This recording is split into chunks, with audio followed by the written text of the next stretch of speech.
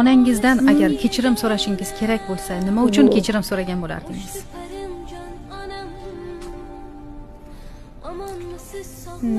Endi hech kim farishta emas.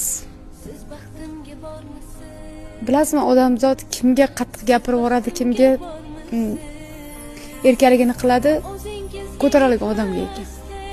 Ayrim hollarda o'zim kimdandir alamini olgan holda onamga qattiq gapirib yuborgan joylarim bor.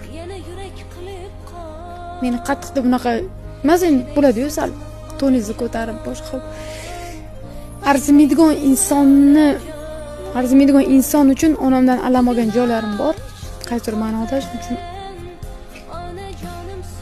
yaxshi ko'raman onamni. Uzr so'rayman, juda ham yaxshi ko'raman. Juda ham.